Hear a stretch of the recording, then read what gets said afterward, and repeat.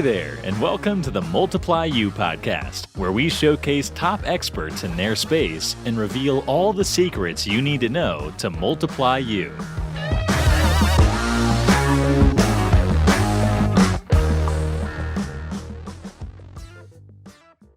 Hey, good morning, everybody. Austin Clark here, host of the Multiply You podcast. Really excited to be with everybody today, and thank you for letting me bend your ear for another half hour, 45 minutes or so. I've got a really, really exciting guest on today, Joe, who's going to tell us about a couple of really fantastic companies that he's got. He's definitely in the pest space, but he's also got a wonderful home inspection company that he runs out of Indiana. Has had some really phenomenal success and a lot of experience over the last 21 years. So I'm excited to be able to get into a little bit of his story as well.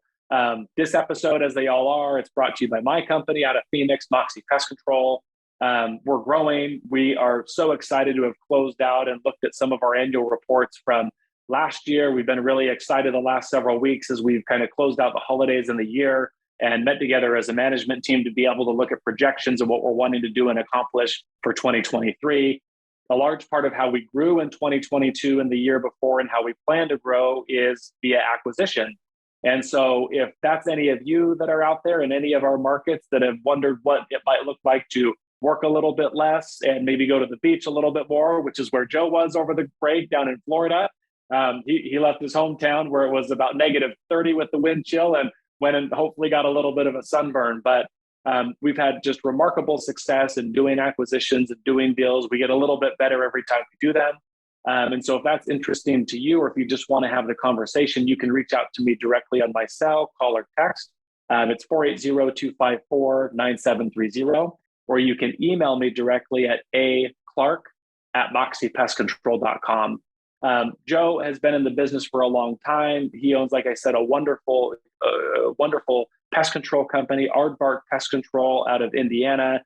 He has a great home inspection company. And I've got a lot of questions about kind of how the timeline of those things happened and what that looked like. But Joe, welcome to the show. Thank you for being here today. How are you doing? I'm doing well. Thank you for having me. Of course.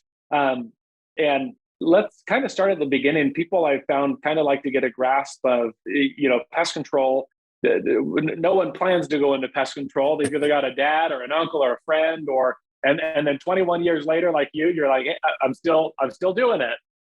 So how did your path kind of start? I mean, back us up a little bit. How did it come to be? Sure. So I have two great partners, Dave and Steve Klima. They are cousins. And so how it started for me was in northern Indiana, South Bend area. And I just found myself not sure where to go, what to do next. I'd been through a lot of different construction fields and frankly, just didn't know where to go. So back in the days of newspaper ads, I answered a newspaper ad, interviewed at Aardvark Pest Control there in South Bend, Indiana with Steve and Dave. And I think a lot of it had to do with their growth mentality and just being good people. And so, while none of us, I think, set out to be in the pest control industry, I really think it was, their personalities that brought me in more than anything. And, I think like any service industry, you can break down pest control, whether you're doing pest control, HVAC tech, garage door opener. A lot of it is just service industry and being able to meet with people every day, set expectations, and then just do what you say you're going to do. So for me, that was important. I'd love to get out of the office and just meet new people and, learn where they're from, what they're doing, and provide a good service to them. So that was, 21 years ago. Got to know them very well, started working for them. I was only their second employee and kind of got to a point where we were doing a lot of the same things as the home inspection companies were doing at that time.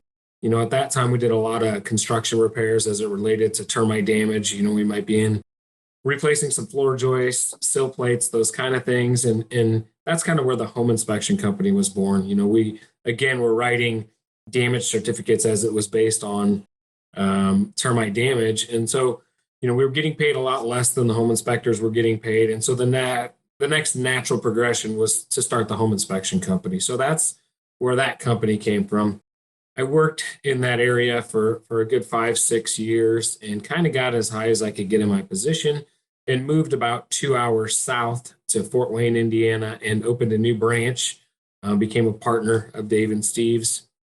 And so I operate and run our Fort Wayne in Indiana market. And we've now dove into Indianapolis, Indiana, which is about another 2 hours south of me. So I run our two markets here, and Steve and Dave run South Bend, Indiana, and they actually have a location in Kalamazoo, Michigan now. So we kind of have our own little territories where we work and what we do. And so it's been a great 21 years. Pest control business has been very, very good to us.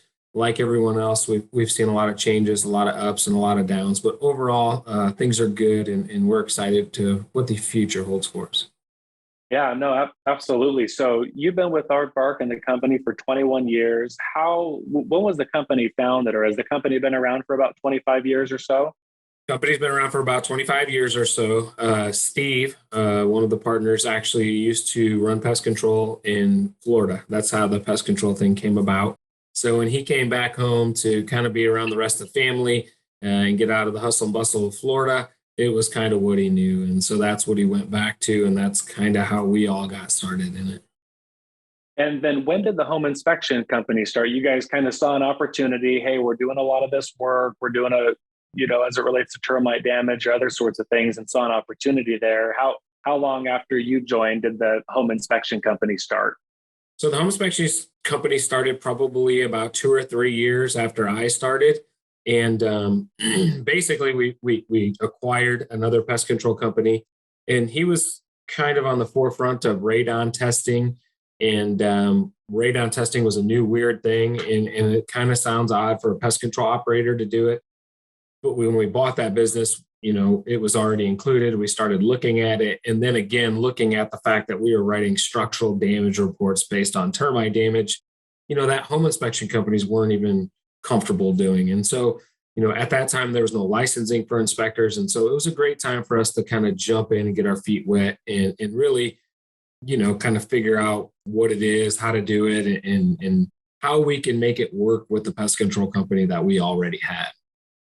As you look back, Joe, on the last 21 years or so, is there a highlight that you'd like to share, or a low light, or both that you'd like to share? Yeah, I mean, low light would be, we all have those days where we get down and everyone's canceling or everything's breaking. And we've all had those times. And I think moving from one market to another was a little different for us. The people were a little different. How we marketed had to be a little different. So I think in the beginning, it was a little challenging, to not get down and continue to build. And so, I think just that mentality of trying to, make sure that the customer is always taken care of, and our employees are always taken care of. And what we found is, if you take care of your customer and your employees, for the most part, the rest of the stuff seems to work itself out. So, that has been kind of our mantra is taking care of people. Our motto is people before profits. And, we live that every day. And so high and lows, we get them every day. Again, this morning I woke up to a truck broke down on the side of the road and flat tire. And so, it can get you down if you allow it to. But when you look at it, the overall of what we've been able to accomplish, and other companies too, it keeps you going every day. And, you meet people along the way, like you and I just met today, and, you get to watch them continue to grow, and even companies around that we use for different things, and being able to grow with them and see their families grow is really, really important. It's funny, when I started in South Bend, Mishawaka, we're a family first company.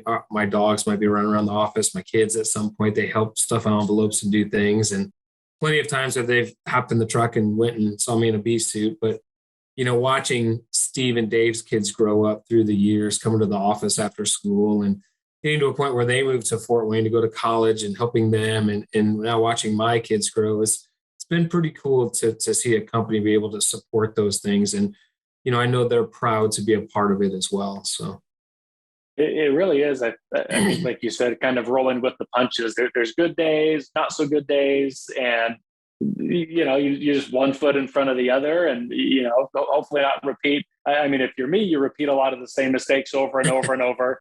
But hopefully not repeat some of the bigger ones over and over and over. And it does get really rewarding to be able to either have family in the business or friends in the business, or just people kind of live the lives that they want to live, and to be able to play a small part in what that looks like. I can relate to, different markets. My main thing is here in Phoenix, and then kind of like you said, about 2 hours south, we have our Tucson market. And just before this, I was on a marketing call, and we were looking at cost per leads for a different for platforms that we were using, and it was about $100 more in Phoenix. And we're trying to figure out, man, why is that? What's going on here? How can we get those Tucson numbers up here in Phoenix and have a little bit more of a budget? And I don't know if anyone knows all of the answers to all of that, but it really is just making mistakes, learning from them quickly, putting one foot in front of the other, and figuring it out. So when we kind of talked before, as we were kind of getting to know each other, customer service is a big part of what you guys do. You touched on that a little bit just the last 2 or 3 minutes or so. Could you be more specific, or how has the mantra of customer service evolved over the last 21 years or so? Sure. Honestly, I can't say that it's evolved, because I think it started from day one for us. Our slogan for our pest control company is, if we can't kill it, we'll eat it. Right. And everyone says, hey, you didn't kill our bugs, you got to come back and eat it. Well, that's not the case. What it is if we don't solve your issue, we're going to come back and take care of you. We're not going to leave you high and dry.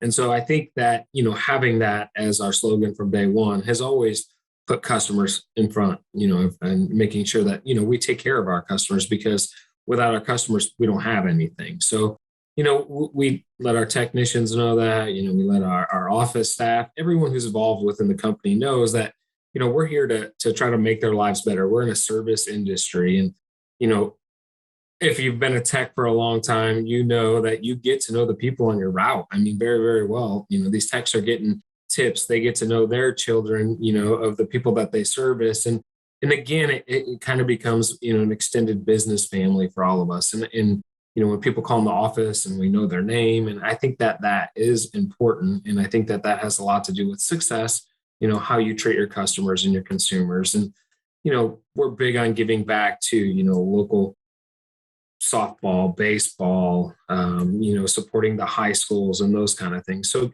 again, we realize those are, our customers, as well as, our commercial business is also trying to support the people who support us. We try to, frequent the restaurants that we service, and the industrial places that we service, we try to buy from them. So, probably a lot like a lot of the other companies, we try to give back to those who give to us. Yeah. You had mentioned earlier too about education and conferences. I know that those things are very important to you and all of the crew at Aardvark.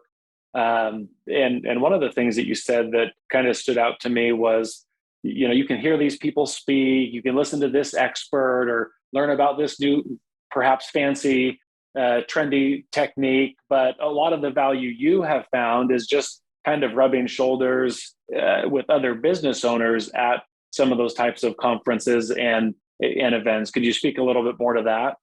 Yeah, absolutely. I mean, conferences are great. It's great to go out and see what new products are out there and listen to national speakers about products and those things. But realistically, those people are not having the same struggles that you and I have every single day as technicians or business owners. So, I look at any conference as everything beyond talking to everyone there is a bonus for me. I go to meet business owners like yourselves who have the same struggle that I have.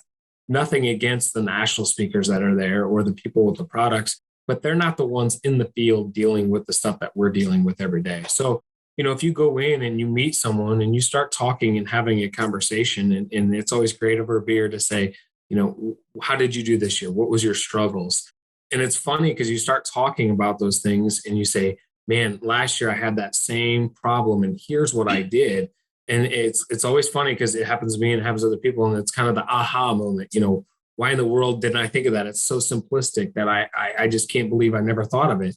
And that's the value that you get in my mind for the conferences and the lifelong friendships that you make. Again, talking about people doing well and watching them grow in their business. To me, there's nothing more satisfying than when I get a text saying, hey, Joe, looks like you had a great year.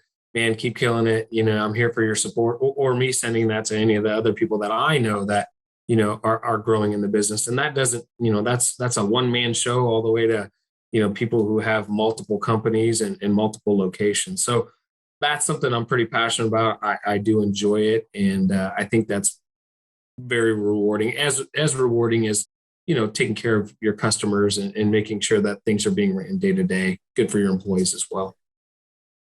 So sometimes I'll go to conferences too, and be listening to someone, and it's like, have you ever owned a business, or do you like I hear the things that you're saying, but I think for a lot of people here, maybe I'm just the odd one out. They don't make any sense because, or maybe maybe I just did it the wrong way, or maybe. But sometimes it's like it's a head scratcher it's like and not to discount anything that anyone said on stage or those sorts of things, but you wonder, you wonder sometimes. And I, like you, have found a lot of value in being able to meet other people that are there to be able to learn and want to take care of their customers. And everyone's looking to be able to do that, I think, for the most part. On top of conferences, what else has been helpful to you, Joe, over the last 21 years as far as either education or resources? I mean, are there either podcasts you listen to or books that you can point to or mentors? What's been helpful in your development over the last 2 decades? Sure. I don't read a lot, but one of the books I did read that stood out to me was the E-Myth. Kind of talks about taking personality out of the business, and going so electronic that it's become mundane or just robotic. And so, that was an important one for me to just realize that even though these people on the phone are sometimes a pain in your butt, they are your customers, and they're people just like we are, and they want to be taken care of. So, podcasts, there's things that I watch online, listen to. I do lean hard on the chemical providers. Hey, what's new? What's the late and great? What's going on here or there? Again, I have people in other markets that I lean on and talk to pretty often to say, what are you seeing? What's coming down the pipe that we should be looking at? New services, I don't know about you, but when I started in pest control, there was no bed bugs. We didn't have bed bugs. I don't know where they went for so long, but and that's something that we all had to learn together. And so, learning those things together and what's working for you versus what's working for us, those are all things that I think are important. And, just trying to follow up on the industry. I do follow other pest control companies on social media, not in my market, but in further away markets to see what are you doing? What are you advertising? How are those things going for you? Always looking to obviously add new ancillary services. We started mosquito control last year. That was new for us. So, just trying to get our feet wet with that. Termites has kind of been our big thing for us. When we talk about different markets, again, the way that things kind of come and go, our market in South Bend has always had a huge termite presence. It's a big part of our business there.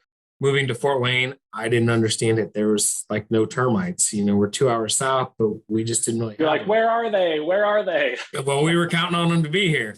But again, like how things change, we didn't have an outfitted rig here because we didn't need it. When we need it, we'd go 2 hours north and bring it back. And again, much like bed bugs, something has changed. And now we have an influx of termites. And, where we didn't have it before, we have it now. And so now we have a rig, and we're just trying to get the word out to people in our market that, hey, termites are here now and they do exist and they can damage your home. So again, just trying to keep up on everything and making sure that, everyone knows what services we have, make sure our techs are properly equipped and know what they're doing. Yeah, no, E-Myth, Michael E. Gerber, it's a classic. If people ask, I always, as often as I can, recommend that one. It's so, I think it's something that every business owner can use to be able to improve there's thousands of ideas, but they could really use that to improve their business overnight and make a systematized way of approaching how you take phone calls or how you do services, and it's something that the customer can get acclimated to, and there's no surprises. They understand what's going to happen. They're going to get a text, and then they're going to get a phone call. And if we talk to them, great. If we don't, then we're always leaving a voicemail. And we always go to the door, or whatever the process is for the company. And so that's always a good one. So is Aardvark more, or are you guys a termite company that does pest? Are you guys a pest company that does termite and some ancillary services like you talked about? Or what does that look like? I would say we're a pest control company that does termites and ancillary services. By definition, we're a pest control company. I would say we're more commercial than we are residential. But I think a lot of that has to do with our climate. You have the luxury of being in Phoenix where you have year-round pest control. Here it's hard to explain to a customer why they need pest control service when there's a foot of snow on the ground. So that's where our commercial industrial apartments have really been our bread and butter. Summertime, obviously there's a lot going on, but we don't have a huge window for that. So I would say we're definitely a pest control company. And then we have a lot of ancillary services, obviously, that can complement those things as well. Yeah, I know, especially in Florida, and there's probably a lot of other markets that are similar, maybe like California, but there's tremendous amount of landscaping companies. And so it's a landscaping company, and then they do some pest on the side. And so it's always interesting to know, okay, what exactly, where is the revenue, or what exactly do you guys do? It's funny you say that, because when I was in Florida, I was talking to a condo company, and we were talking about pest control and the pest control business. And he said, our condo company, or our pest control company, does a lot more than that. I'm like, well, what do you mean? What do they do? Because in my mind, I'm like, well, what else could you possibly do? They mow the lawn and trim the palm trees. They change the HVAC filters in every unit that they go in quarterly, so that the condo association doesn't have to worry about it. They change the little air freshener in the bathrooms of the community area. Just little things that, again, when you hear it, you're like, man, that would be so easy and so convenient for the customer. But, you don't think about it until you hear about it. Well, and especially in a climate and a, state or geography like Florida, I mean, I don't know the frequency, but you're probably going out to your customers' homes very, very frequently. And it's probably no thing to change the air freshener every 3 months when you're there every month and you just put it on a schedule. Or if you're there every month, it's just no thing to put, to change out the air filters for the HVAC unit. It's just simple added touches that you can plug in an extra $10 or $50 or whatever it looks like. Yeah, I mean, that's the goal, obviously. If we service your restaurant, let's talk about fly lights, add on some fly lights that we can monitor quarterly, and, just try to obviously take care of the customer in the best way that you can, but also bring in revenue. What else can we do while we're there to bring in revenue? So the last couple of years, they've certainly been unprecedented, Joe, and they've been different. I mean, we've had the pandemic and just everyone freaking out and kind of a post-pandemic thing. And then I even hate to say great resignation, but people wanting to work, people not wanting to work, remote work, that sort of thing. And I'm done talking about the past. What do you think the next couple of years look like for the home industry, the home service industry? I mean, what is your outlook? I mean, you seem like a positive person and have a positive disposition just by nature, but what does 2023 and 2024 look like from your perspective? Yeah, I mean, we didn't get here without, what we went through. So, we can't dismiss certainly what we went through. And I think it changed all of us in our thinking, in the way we went about services. I mean, it was tough for us to get into places, that. I mean, it was weird. Everything was weird, and so I think we're all stronger having come through that. And I think we all learned a lot. And I'm optimistic, very optimistic about what 2023, 2024 holds. Being in the home inspection industry also, seeing hopefully, interest rates level out, people get them a little more confidence and willing to spend a little more money. People realizing that you can't work from home every single day. It's not feasible. We have to go out into the market and into the world and do our jobs. So for me, the outlook is good. In tough times, we tend to double down and market harder. Like you, if someone's not doing well, let's talk about acquisition and how can we continue to grow even though maybe the market isn't the same. For us, we had less customers this year, but we made more money. So, how do we do that even if it's next year. Obviously, we'd like to have more customers, but if we don't have more customers, how do we still make more money? What can we do to and not just necessarily always raise rates, but continue to add services and bring more value to our customers. So 2023, 2024 outlook for me, I'm looking up. I hope it's going to be good, and we're going to poise ourselves just as it is. That's awesome, and probably a pretty good note to end on. I definitely want to give you the last word on anything that you'd like to share with the audience first, and then secondly, for people that listen and want to continue the conversation, Joe, with you, what is the best way for them to connect with you? Do they find you on social or LinkedIn, or what's the best way to contact you? Yeah, you can find me on social media. Joe Mishak's my name, just as it is here. You can find me on LinkedIn. You can find me just about anywhere. My email's joe.thehomeinspector@aardvarkhi.com. That's one of many. Or our office line, 260-471-2800. And I think that what I would end on is take a look at, other service industries. We're already in the service industry.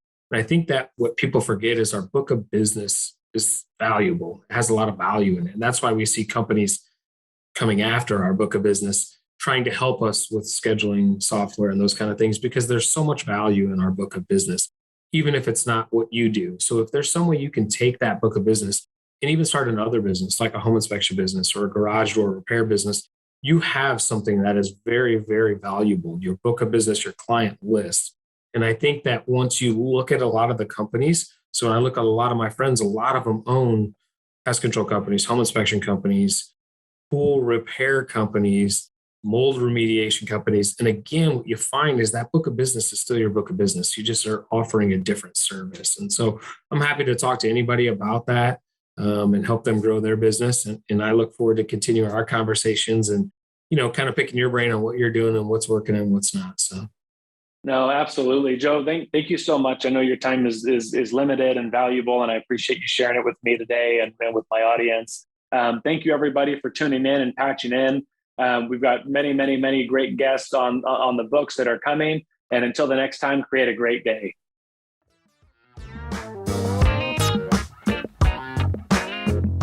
Thank you for listening to the Multiply You podcast. You'll see us again soon when you subscribe for future episodes.